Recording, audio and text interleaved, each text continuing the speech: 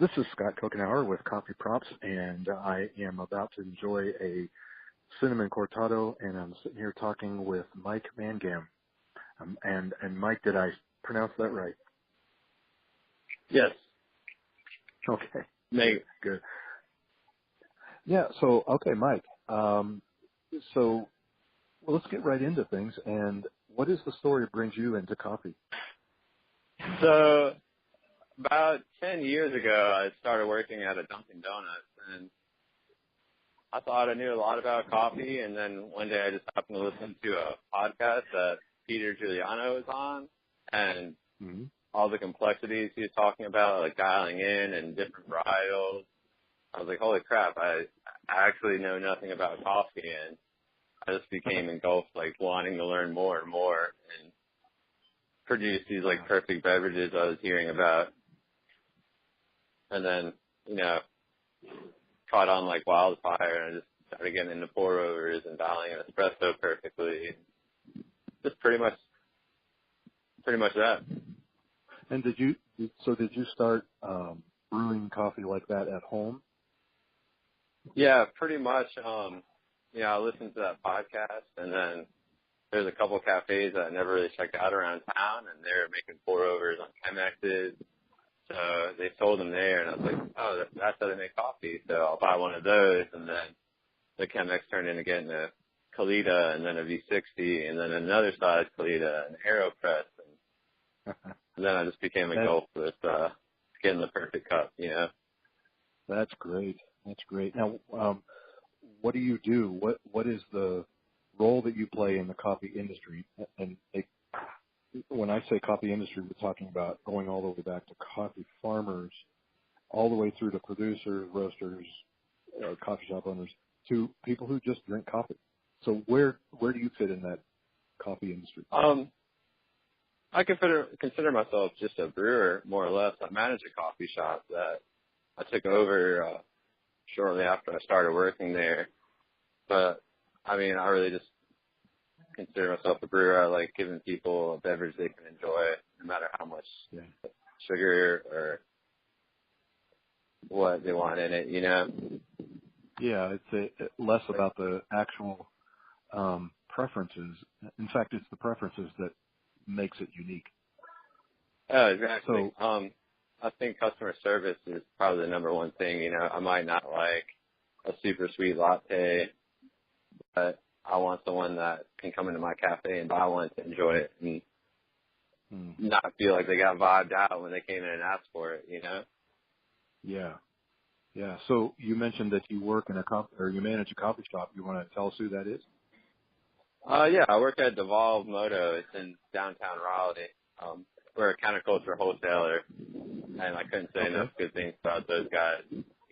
They've helped us up our coffee game tremendously. We went from serving on a bad week 5 to 15 pounds to now we're selling around 72 pounds a week, and then serving around 20 gallons of slingshot cold brew. And now, do you ship that all over the place, or is it local? So counterculture is in Durham, and we don't sell any coffee. We just brew it there. And so they just ship it to us, and we get it within 3 days after ordering. So, it's probably one of the most helpful partnerships I've ever been a part of. Yeah. And I'm looking at Devolve Moto's Instagram, which is Devolve, DEVOLVE _MOTO. Awesome photos, and just an incredible place. It looks like a fun place to be at. Oh man, it's such a fun place. We have some really cool customers, like bikers, cops, business people, like your average mom and dad and son. Just somewhere where anyone can come in and fit in and not feel excluded. That's awesome. You make me want to do some traveling and find my way into Raleigh and stop in. Oh, you should definitely come by. There's great cafes. Sorry to cut you off. Yeah, it's okay. It's actually not out of the realm of possibility when I'm located in Ohio. So, maybe next time we're going down to D.C., we'll stop by there. So, all right. So what is it that you love the most about working in the coffee shop and other stuff that you do related to coffee? One of the most is probably just interacting with people. That's another thing that kept me wanting to work in coffee aside from finding a different field. Getting to talk to people every single day and meeting people and having great conversations. Mm-hmm. That's something, Mm-hmm. I think a coffee house has always been that, where people from any different aspect of life can come sit and talk and have a great conversation, Yeah. Yeah.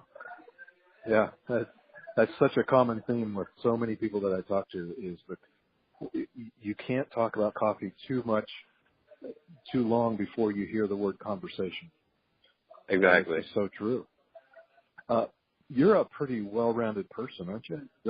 Aren't you involved in like tattooing and? Yeah, so I'm an apprentice at a tattoo shop, and Okay. I do that almost every single day. I leave the cafe, I go right into work at the tattoo shop, and whether it's cleaning tubes, tracing flash or tracing tribal, it's just nonstop from 6 a.m. to 8 at night every single day. Well, but some people would say, man, I would hate that. But it sounds like you're doing everything you love to do. Oh, absolutely. Like sometimes it's like, man, I would love to catch up on this TV show, but I recently just got Thursdays off from the tattoo shop, and now it's like, what do I do with my time? So what would be your advice to the person listening to this interview saying, my life is crappy?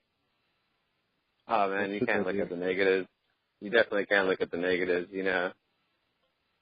Mm-hmm. Always focus on the positives.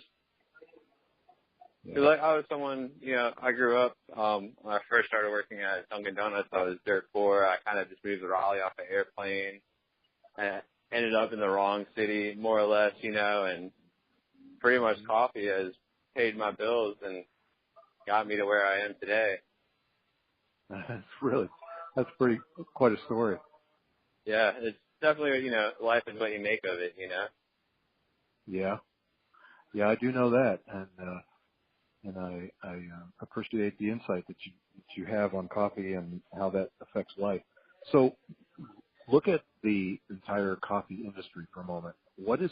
As you think about your experience with coffee and you watching others, what's one thing that you would change or make better in the coffee industry? That's probably one of the most hardest questions because, there's stuff like sustainability and, going back to how much the coffee farmers are paid, or just, you walk into a cafe and it's a bunch of, coffee nerdy dudes, which is cool, but they kind of vibe people out, and certain cafes might serve the best coffee around here, but it's an unenjoyable atmosphere. Yeah. So I couldn't give you a definite answer right now. That's fine. What one thing I would change the most, because there's definitely a lot of things I would change as far as like those things go, Yeah. Yeah, there's many people who, when they think about what they would change, their minds go to the farmer. Yeah. And, that's about as common as using the word conversation when we're talking about coffee. So yeah, what do you hope to do one day? Is there a dream that you have out there that I actually want to do Brewers Cup. I've been, in my kitchen and with some friends, trying to get a routine together to compete. But, sorry about that. A lot of car drove by. That's right. But motorcycle by the. But yeah, I really want to compete for Brewers Cup one day, and I want to be at least a U.S. champion. I'm definitely really inspired by like Len Butler and Kyle Ramage, who have their thing going like in Wake Forest, 30 minutes away. But I've met them and worked with Len when he was at Counterculture, and then shortly before that, I didn't even know there was a competition, more or less. I made a cortado for him, and then my coworker's like, "That's Len Butler." I'm like, "Who?" Like, Len Butler, he's a U.S. Barista champion. And I was like, oh, crap. Like, it messed me up in the head so bad. You know, I questioned that drink for like 6 weeks. That's funny. So that's, and do you have a time frame? What was that? Do you have a time frame for when you want to be the U.S. champion? I want to compete next year, and Mm-hmm. I want to be the champion at the end of that. I know that's a very, very short time frame, but. Oh, I say go for it. Do the best you can. Oh, yeah. And keep us informed. We'll be looking for you. And Absolutely. Yeah. So before I let you go, tell us what your favorite all-time drink, coffee drink, is. My favorite all-time coffee drink is called the coffee soda, served by the Durham Hotel. And it's a neat little tiny cafe in the corner of this 70s hotel. And they take cold brew concentrate, boil it down super, super hard into a syrup, and then add some kind of sugar and vanilla and an orange zest, and it's the most delicious drink I've ever had in my entire life. Oh, my goodness. That does sound unbelievable. Every time we go up to Counterculture headquarters or Durham, I have to stop by and get one. And give us the name again.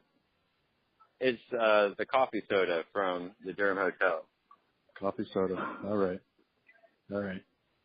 Well, you're making me thirsty, and I'm in the middle of a cortado now. Nice. Well, Mike, we appreciate you jumping on the phone and doing an interview with us. And we wish you all the best as you continue to serve coffee to people and engage in conversation and take care of the tattoo industry and become the U.S. champion in the Brewers Cup. All right? All right. Thank you for your time. Sure.